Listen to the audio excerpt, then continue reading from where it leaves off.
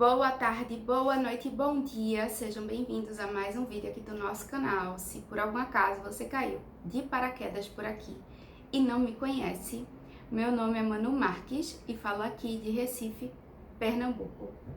Antes eu vou pedir para você, se você não for inscrito aqui no canal, se inscrever, dar um like nesse vídeo, enviá-lo para alguém, né, escrever algum tipo de comentário.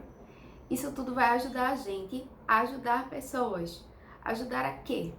Ajudar a fazer com que elas superem os desafios que a vida impõe, né? Superem seus traumas, olhem para dentro delas mesmas, ressignifiquem, né? Algum trauma. Então, assim, eu preciso de vocês para ter essa missão, o nosso canal tem essa missão, que é de ajudar pessoas, né? Para fazer com que essa missão se cumpra, tá bom?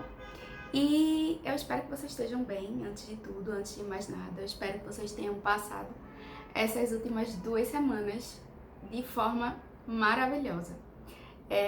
No vídeo de hoje, a gente vai continuar falando sobre como superar a rejeição, né?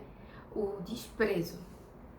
No vídeo passado, a gente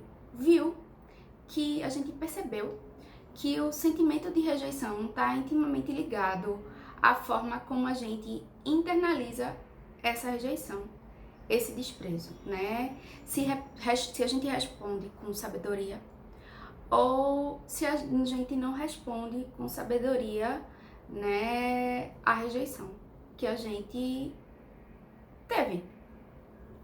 Então agora eu quero falar com vocês sobre os problemas que a rejeição pode causar. E você pode estar se perguntando aí, como assim, Manu? Rejeição causa problemas? Causa, né? Fora a dor que você vai sentir, aquele período assim que você vai realmente ficar machucado, causa mais problemas do que o simples fato de sentir dor, tá? O primeiro problema que a gente vai ter por não saber colocar a rejeição dentro do nosso coração de uma forma certa, porque sim, né, a gente coloca a rejeição dói, a rejeição machuca, mas a gente tem que colocar ela dentro do nosso coração de uma maneira correta, não é de qualquer maneira, né? Saber lidar com o desprezo, com a rejeição da forma certa, né? E a gente, além de perceber no vídeo passado que a rejeição precisa ter uma resposta adequada a ela, né? Eu queria que vocês entendessem que o desprezo que a gente sofre hoje pode sim influenciar no nosso futuro, na nossa capacidade. Como assim, Manu? Influenciar no nosso futuro, né? Ele não só influencia no momento presente, que a gente fica doído, que a gente fica machucado, né? Não. Muito provável aconteça o seguinte, que você não faça ou faça com muito medo a ação que ocasionou a sua rejeição, né? Ou que você acredita que ocasionou a sua rejeição. Como assim? Vamos lá. Eu sou rejeitada numa empresa, né? Eu fui fazer um processo seletivo e fui rejeitada naquela empresa, tá? É muito provável, mas é muito provável mesmo, que eu, depois da negativa de eu não ter conseguido um cargo naquela empresa, eu não volte mais naquela empresa para fazer uma nova entrevista de emprego. Muito difícil, né? Ou então uma pessoa que nunca se relacionou, né? E o primeiro relacionamento dela foi um relacionamento abusivo, né? Ela sofreu muitos abusos dentro daquele relacionamento. É muito provável que ela não consiga mais ter um relacionamento sério, pelo menos não a curto e a médio prazo, com alguém. É muito provável que isso não aconteça, né? E o primeiro grande problema que surge, né, da gente receber uma rejeição né, é a possibilidade de minimizar nossas capacidades, né? Como assim minimizar nossas capacidades? A gente começa a achar que a gente, como eu falei antes, a gente não deve fazer, né, aquela ação pelo qual originou a nossa rejeição, o que a gente acha que originou nossa rejeição, né? A gente passa a ter medo mesmo, ter receio, e isso é normal, tudo bem, ok, né?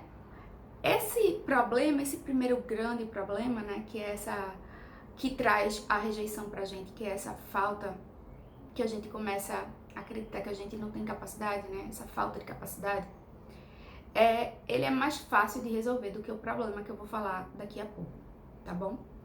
Né? Por que ele é mais fácil de resolver? Não é que ele seja assim super fácil, não, ele é simples, mas não é super fácil, né? A gente traz novos comportamentos à nossa vida e resolve esse problema de capacidade.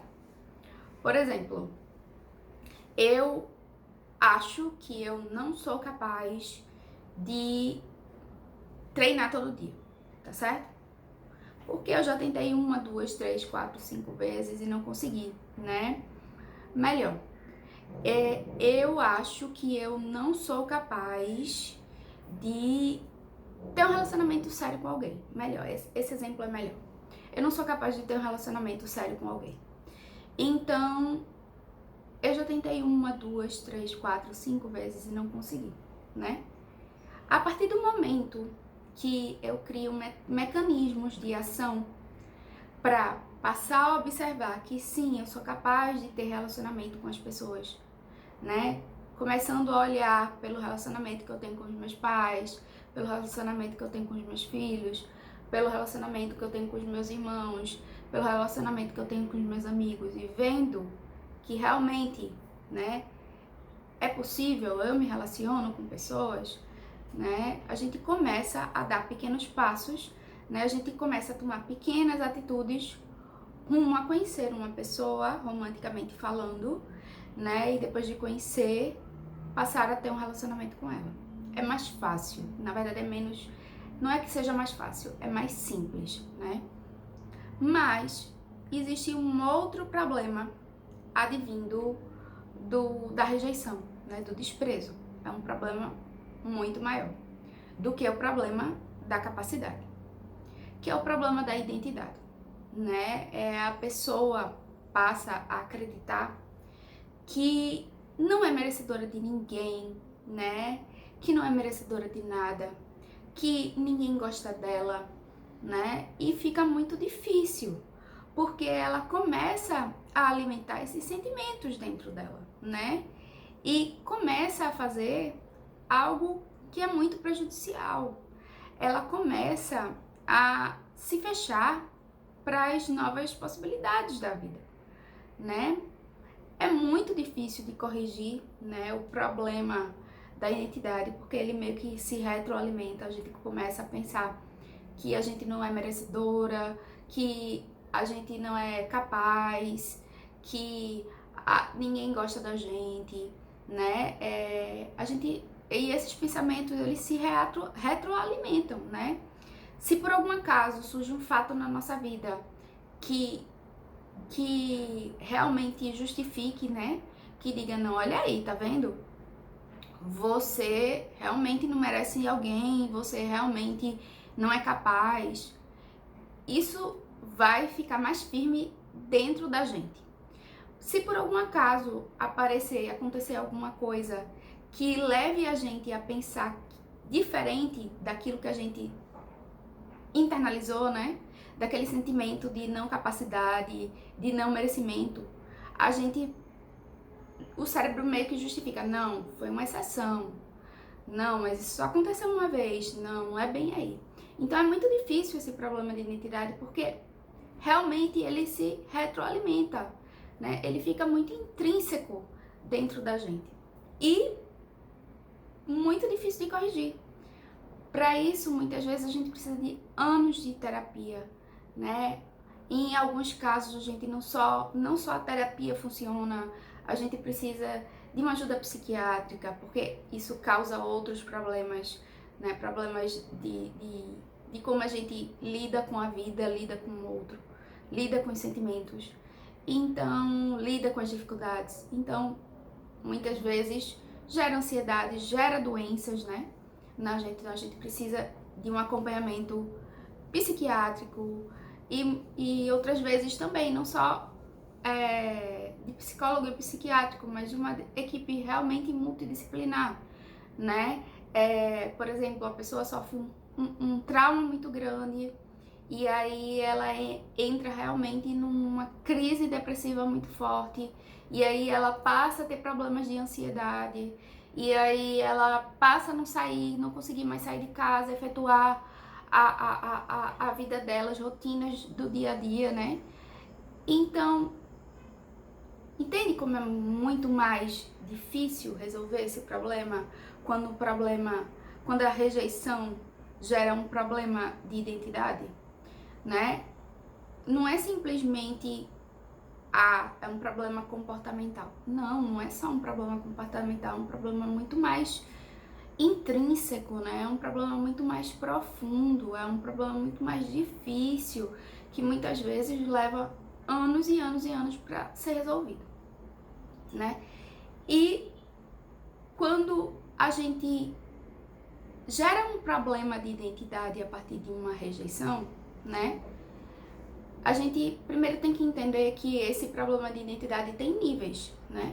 E o que vai delimitar esse nível que o nosso problema, né, de identidade possui é a nossa autoestima. Por isso que é tão importante a gente sempre, como eu posso falar, sempre inflar nossa autoestima, né? Sempre procurar promover nossa autoestima. E eu não falo aí em ser narcisista, né? Em se achar o melhor de todos, o bambambam ou tal. Não.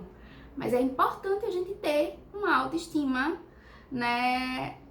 A mínima que seja. É importante a gente ter isso. Porque o que vai delimitar o nosso problema de identidade é realmente a nossa autoestima, né? É importante a gente, para poder superar a rejeição, né? Isso é uma outra dica que eu vou dar a vocês, é passar a olhar com empatia pro outro, né? É tentar se colocar no lugar do outro, é entender que muitas vezes a pessoa te rejeitou não foi porque você não é merecedora de amor, de carinho, de atenção, ou não foi porque você fez alguma coisa de errado, né? De errado, mas foi porque simplesmente ela tem algum trauma, né? Ou então porque simplesmente ela não acha que você tá agregando algo de valor à vida dela, ou porque o valor que ela tem, os valores que ela tem perante a vida são diferentes dos valores que você tem perante a vida. Então a gente precisa parar e enxergar o outro mais com empatia, né? Por que ele rejeitou, né? O problema realmente foi comigo? Foi, ok, vou tentar resolver. Não foi, né? Ter empatia, ter compaixão com a pessoa que rejeitou, porque a rejeição é de responsabilidade muito maior de quem sofreu do que quem rejeitou, né? Até porque quem sofreu a rejeição realmente sofre mais. Então a responsabilidade da gente enquanto objeto que foi rejeitado, enquanto pessoa que foi rejeitada, né, é muito maior do que a responsabilidade da pessoa que rejeitou a gente.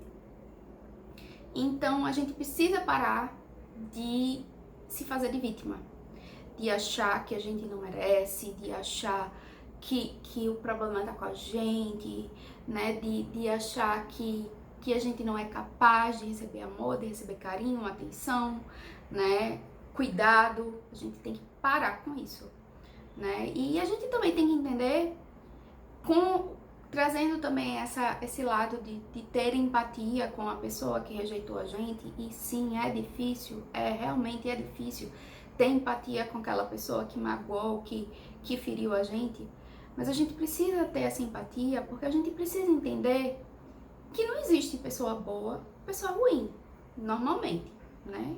Mais das vezes. Existem pessoas que são boas para determinadas pessoas e pessoas que são ruins para determinadas pessoas. Vou reformular isso, né? Existem pessoas que são boas para umas, mas não são boas para outras. Essas mesmas pessoas são boas para umas e não são para outras. Então, não existe isso, pessoa boa, pessoa ruim, né? A gente tem que entender isso, porque a partir do momento que a gente entende, que a gente compreende, que a gente precisa ter empatia, né? Que não existe pessoa boa e pessoa ruim, né? Que a gente tem que saber que o problema não é, na maioria das vezes, nosso, é do outro, né? Isso faz com que a gente cresça, né? Isso faz com que a gente evolua. A rejeição causa medo, causa ansiedade, causa, mas a rejeição também serve para que a gente cresça, para que a gente evolua, para que a gente se torne uma pessoa melhor. Então a gente precisa olhar mais pra gente com o olhar de Deus, com o mesmo olhar que Deus olha pra gente, né? A gente precisa parar de se cobrar tanto, de se exigir a perfeição, né? A gente precisa parar de querer que a gente faça o 100%, faça o perfeito, né? Que a gente seja perfeito de corpo, profissionalmente, de relacionamento. A gente precisa parar com isso. A gente precisa se olhar com mais compaixão, com mais amor, com o amor que Deus tem por nós. Tá bom? A gente encerra por aqui mais esse vídeo. Eu espero que vocês tenham gostado. Obrigada por esses minutinhos que vocês me deram, tá? Até daqui a 2 semanas. Paz e bem. Até daqui a 2 semanas. Tchau!